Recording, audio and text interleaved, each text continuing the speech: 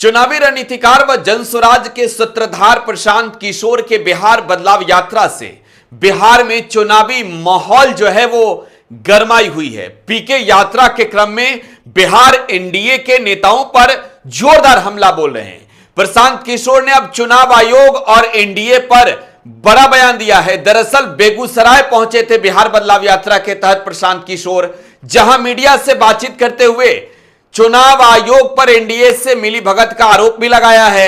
साथ ही साथ प्रशांत किशोर ने चिराग पासवान पर भी प्रतिक्रिया दी है। पीके क्या कुछ कह रहे हैं जरा वो सुनिए। हम लोग पिछले कई हफ्ते से बोल रहे हैं कि चुनाव आयोग सत्तारूढ़ दल भाजपा और एनडीए के सहयोगी दलों के साथ मिलकर बिहार के उन लोगों का नाम वोटर लिस्ट से काटने की कोशिश कर रहा है जिसको समाज में हम लोग वंचित, गरीब या प्रवासी जानते हैं। जो बिहार के लाखों बच्चे बाहर गए हैं मजदूरी करने, सरकार को मालूम है कि वो वापस आएंगे तो एनडीए के खिलाफ वोट करेंगे, इसीलिए उनका नाम काटने का प्रयास हो रहा है। लेकिन मैंने ये पहले भी कहा है, सुप्रीम कोर्ट ने कह दिया कि जिसके पास भी आधार कार्ड है उसका नाम वोटर लिस्ट में रहेगा।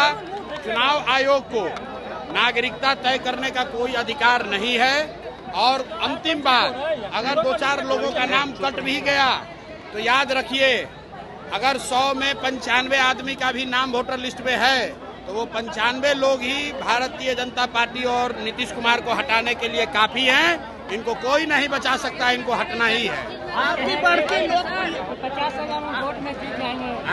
50,000 वोट में आप कौन 50,000 खत्म क्यों कर? आपकी बढ़ती लोकप्रियता को लेकर मुंगेर में आपके कार्यक्रम हो रहे, आपकी सभा को परमिशन? अरे भैया, सभा को परमिशन की जरूरत नहीं है। लोगों को किस परमिशन की जरूरत है? ये हमारी लोकप्रियता नहीं है, ये लोगों की ताकत है। प्रशांत किशोर जामवंत हैं और जनता हनुमान है। अपनी ताकत भूल गई थी। आप देख रहे हैं कि जनसुराज आया तो 400 रुपया का पेंशन जो 20 बरिस से नहीं बढ़ रहा था वो बढ़ के 1100 हो गया। आशा दीदी लोग का मानदेय बढ़ गया, रसोईया का वेतन डबल हो गया और डोमिसाइल लागू करने जा रहे हैं। ये दिखाता है कि लोकतंत्र में अगर बढ़िया विकल्प होगा तो आप अंदाजा लगाइए बिहार के लोगों का कितना बड़ा फायदा होने वाला है। इसलिए नीतीश कुमार चाहे कुछ भी कर ले, अब उनका जान बचने वाला नहीं है।